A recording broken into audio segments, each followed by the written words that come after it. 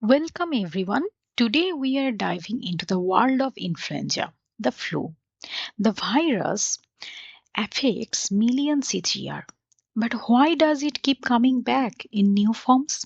We will start by defining what influenza is and its impact on the public health.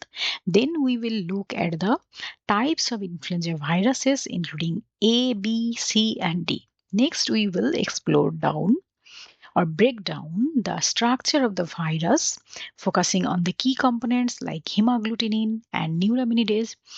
We will also discuss how the virus mutates through antigenic drift and shift and examine its replication cycle, how it infects and spreads inside the body. Finally, we will explore the pathogenesis of the influenza, explaining how it causes those flu symptoms we all know. So by the end of this video, you will have a clear understanding of how influenza works, its impact on health and why it's so tricky to combat. Let's get started. So let's start with the basics. What exactly is influenza? Influenza is an acute viral infection that primarily affects the respiratory system, the nose, throat, and the lungs. Unlike the common cold, influenza is caused by the influenza virus, which spreads through various transmission routes. First is airborne droplets. When an infected person coughs, sneezes, or talks, teeny virus containing droplets are released into the air and inhaled by the others. Second method, direct contact. Shaking hands or touching an infected person can spread the virus if you then touch your mouth, nose, or eyes. Third route, contaminated surfaces. The virus, influenza virus, can survive on surfaces like doorknobs, phones, and tables for several hours, making indirect transmission possible. Once inside the body, the virus attacks the respiratory cells, leading to symptoms such as fever, chills, cough, sore throat, muscle aches, fatigue, and a headache. In mild cases, symptoms resolve in about a week, but in severe cases, influenza can cause pneumonia, respiratory failure, and even death, particularly in young children, elderly individuals, and immunocompromised patients. The incubation period, the time between infection and symptom onset, ranges from 1 to 4 days, with an average of 2 days. The virus is most contagious from 1 day before symptoms appear to about 5 to 7 days after. This makes influenza highly transmissible, often spreading before people even realize they are sick.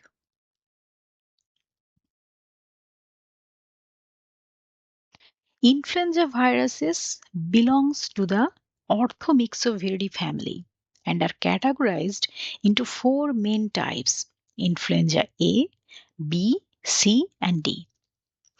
Influenza A is the most dangerous and widely studied. It infects humans and animals like birds and pigs, making it highly adaptable. Influenza A is responsible for seasonal flu and global pandemics. This is due to its ability to undergo antigenic drift and shift, leading to new strains like H1N1 or swine flu and H5N1 or avian flu. Its genetic flexibility makes it a major concern for epidemiologists. Now coming to influenza B.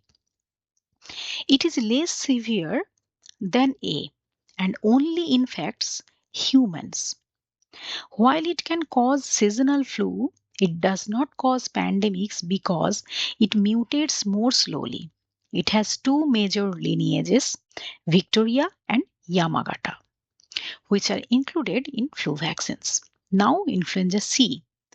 It is milder form of flu, affecting both humans and animals. It does not cause epidemics or pandemics and usually results in mild respiratory symptoms. Now, influenza D, which is primarily infects cattle and has not been shown to infect humans. Since it does not pose a public health threat, it is not as extensively studied as the other types.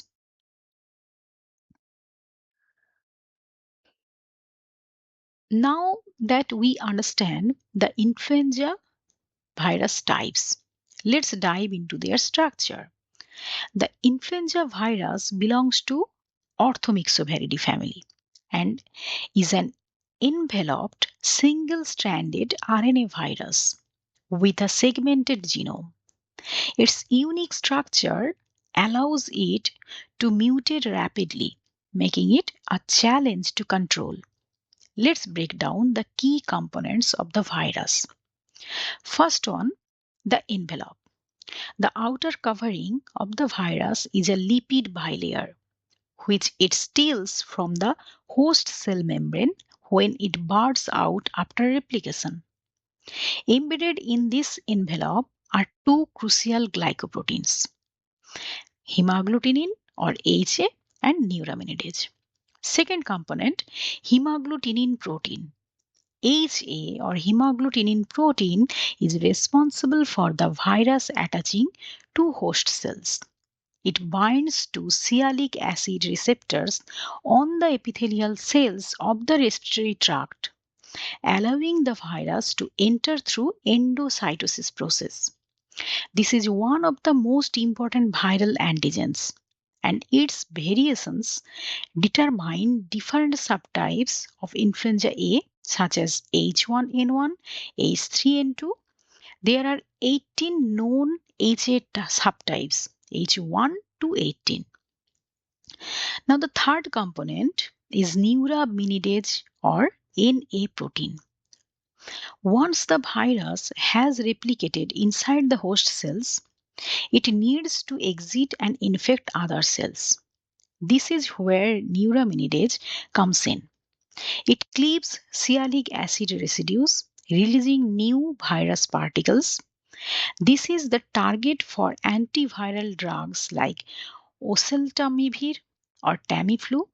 There are 11 known NA subtypes, N1 to N11. Now, matrix protein or M1, M2 protein. M1 protein gives the virus its shape and stability, helping maintain structural integrity.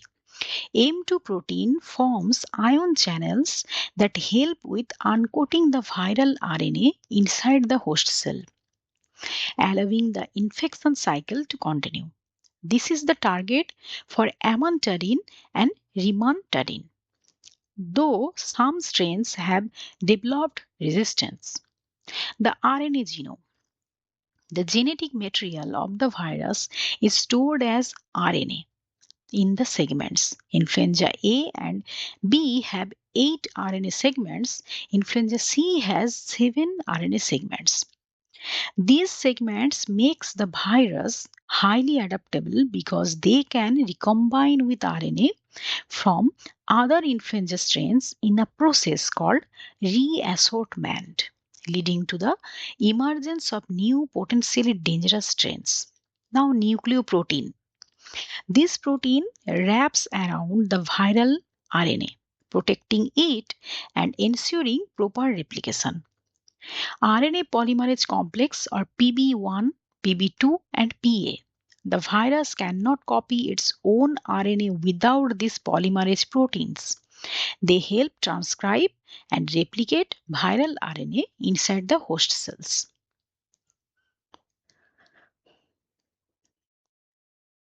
Viruses are constantly changing, and influenza is no exception. But how does it evolve? There are two main ways the influenza virus changes over time: antigenic drift and antigenic shift. These processes affect how the virus spreads, how vaccines are developed, and whether an outbreak remains a seasonal flu or turns into a pandemic. Antigenic drift means small changes, big impact. First, let's talk about antigenic drift. This is a slow, continuous process where small mutations occur in the genes that code for hemagglutinin A or hemagglutinin HA or neuraminidase or Na. These proteins on the surface of the virus. Now, why does this happen? Influenza has an RNA genome and its replication process is error prone because the viral polymerase lacks proofreading ability. Every time the virus makes copies of itself, tiny mistakes accumulate, leading to slight changes in HA and NA protein. Now, what is the result? The immune system no longer fully recognizes the virus and previous immunity becomes less effective. This is why flu vaccines need to be updated every year because the circulating flu strains keep changing slightly. For example, H3N2 evolves through antigenic drift every flu season, making it necessary to adapt or adjust vaccine formulations to match with the new strain. Now let's move on to the something much bigger, antigenic shift, the recipe for a pandemic. Unlike antigenic drift, antigenic shift is a sudden and dramatic change in the virus. It does not just involve small mutations, it happens when two different influenza A viruses infect the same host cell and swap genetic material. This is called genetic reassortment and it creates a completely new strain of influenza, one that the human immune system has never seen before. If this new virus is capable of spreading easily between people, it can cause a pandemic. This process only occurs in influenza A because it infects multiple species, including humans, birds, and pigs. When a single host, such as a pig, gets infected with both a human and avian influenza strain, their RNA segments can mix, leading to a brand new virus with unpredictable characteristics. For example, in 2009, H1N1 or swine flu pandemic emerged when influenza viruses from humans, pigs, and birds combined. The resulting strain spread rapidly because most people had no immunity to it. Similarly, in 1918, the Spanish flu pandemic, one of the deadliest flu outbreaks in the history, was caused by antigenic shift that lead to highly virulent strain.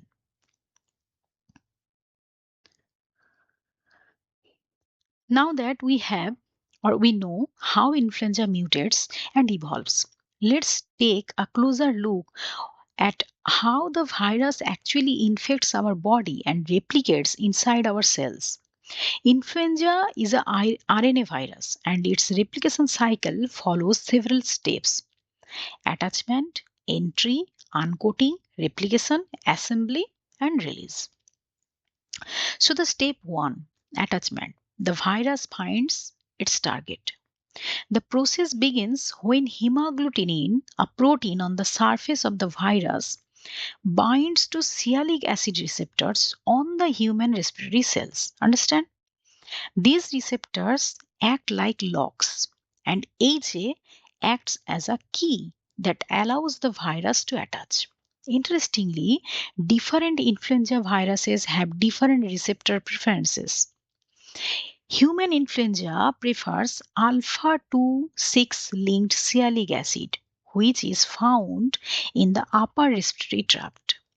Avian influenza prefers alpha 2 3 linked sialic acid, mainly found in bird intestine but also deep in the human lungs.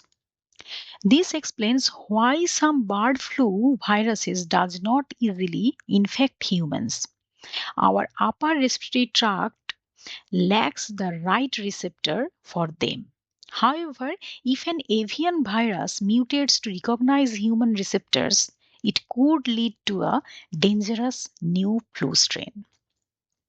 Now, the second step, entry, getting inside the cell. Once attached, the virus tricks the host cell into engulfing it through endocytosis process. The virus is pulled inside the cell within a protective bubble called endosome. Step 3, uncoating, releasing the viral RNA. Inside the endosome, the environment becomes acidic. This triggers a structural change in hemagglutinin, exposing a fusion peptide that allows the viral envelope to merge with the endosomal membrane. At the same time, the M2 ion channel protons M2 ion channel pumps proton into the virus, helping it break apart and release its viral RNA or vRNA and proteins into the host cell. This is a crucial step and its target of antiviral drugs like amantadine, which blocks the M2 channel to stop the virus from the replicating process. Now, step 4 or replication, making core copies. So, unlike most RNA viruses that replicate in the cytoplasm, influenza is unique because it replicates in the nucleus. The viral RNA enters the nucleus where the viral RNA polymerase converts it into messenger RNA or mRNA. These viral mRNAs are then used to synthesize new viral proteins using the host cell's machinery. At the same time, new viral RNA strands are produced to package into new virus particles. Now, step 5, assembly, building new viruses. Once enough viral components are made, they are assembled at the host cell membrane. The new virus particles form around HA and NA proteins, which are inserted into the host's membrane. Now, the step 6, release. So, spreading to other cells. Now comes the final step. The virus needs to escape and spread. The virus bursts off from the host cell, but there is a problem. It can get stuck to the same cell it just come from. So this is where neuraminidase comes in. Neuraminidase cleaves sialic acid residue, freeing the new viruses so it can go on to and infect the other cells. And this step is targeted by antiviral drugs like oseltamivir or Tamiflu, which inhibits neuraminidase and stopping the virus from spreading. Now let's explore how the influenza virus actually makes us sick. The disease process called the pathogenesis, which is important, involves the viral replication, immune response, and tissue damage. So, step 1, viral entry and initial infection. Everything begins when we inhaled virus laden droplets from an infected person.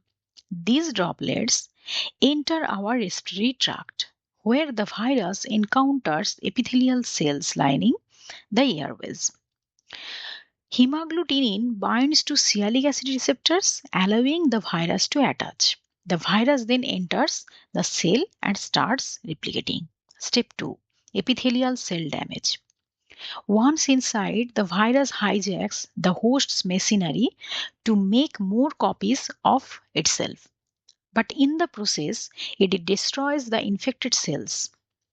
Cilia and mucus producing cells are damaged, making it harder to clear mucus and pathogens. This leads to nasal congestion, sore throat, and cough. The lungs become more vulnerable to bacterial infections. Now, step 3, inflammatory response. As the immune system detects the virus, infected cells release cytokines like interleukin 6, TNF alpha, and interferons like IFN alpha, IFN beta, these kind of things. Now, these cytokines raise the body temperature, means fever, cause muscle pain and fatigue, like flu-like symptoms, recruit immune cells like macrophages and neutrophils, causes inflammation and swelling. Now, step 4, systemic symptoms. The flu does not just stay in the lungs, it affects the whole body. Fever, fatigue, and body aches are due to cytokine storm. Cough and sore throat are from inflammation in the airways. Now, step 5, complications. So, most people recover, but some develop serious complications. Primary viral pneumonia. The virus spreads deep into the lungs, causing severe inflammation. Second complication, secondary bacterial infections. Inflamed lungs are more susceptible to bacteria like Staphylococcus aureus, Streptococcus pneumoniae. Third complications, acute respiratory distress syndrome or ARDS. Severe lung damage leads to fluid accumulation and respiratory failure.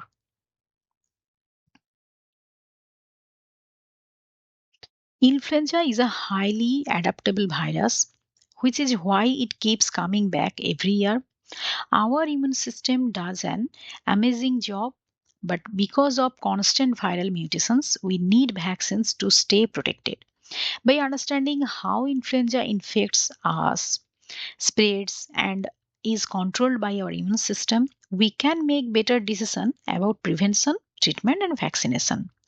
Thank you for watching this lesson. If you found it helpful, make sure to like, share, and subscribe for more microbiology content. See you in the next video.